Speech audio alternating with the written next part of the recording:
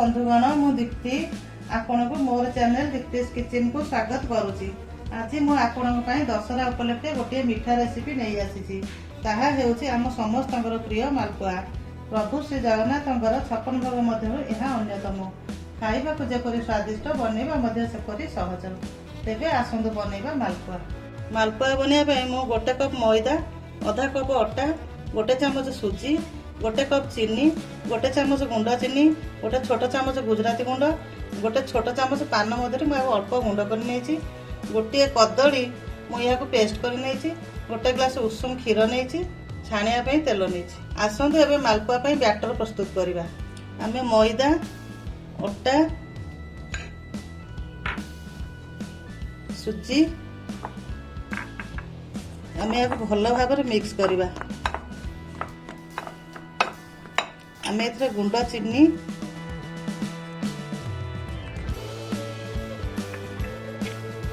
गुजराती गुंड, पान मधुरी पकाइबा। भल भाव आम या मिक्स करवा। आम ए अल्प अल्प कर क्षीर ढाली बैटर प्रस्तुत करवा।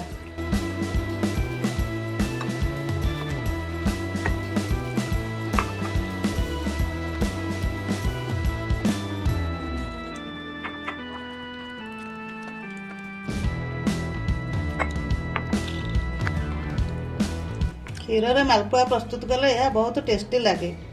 आपण पानी रे मध्य बैटर प्रस्तुत करि परिबे। आम एबे एथरे कदली को मिसाइबा।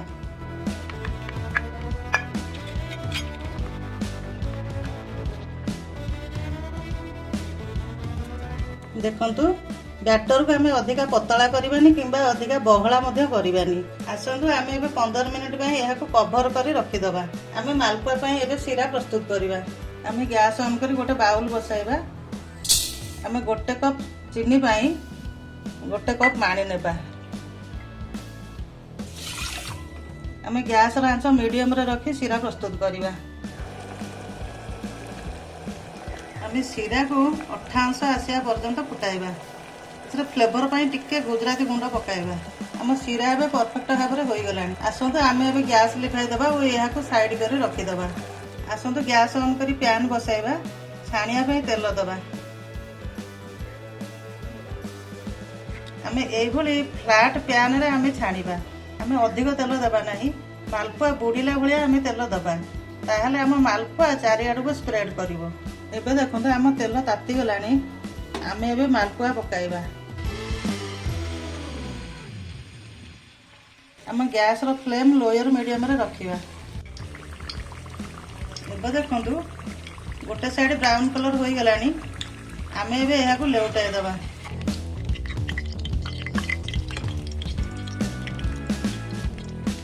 एबे देखंतु आ मालपुआ ब्राउन कलर होई गलानी। आम एबे एहा को बाहर करिबा। आम एबे एहा को सिरा रे 2 मिनिट सोक होआ पई पकाई दबा। एबे 2 मिनिट हो गलानी। आम एपटा लेउटाई दबा। आर पट सिरा भल भाव में सोक कर जीवो।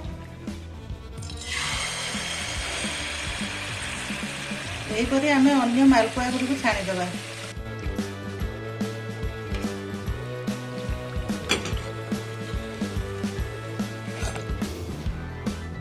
एबे मु यहा को सर्व कर देइछि।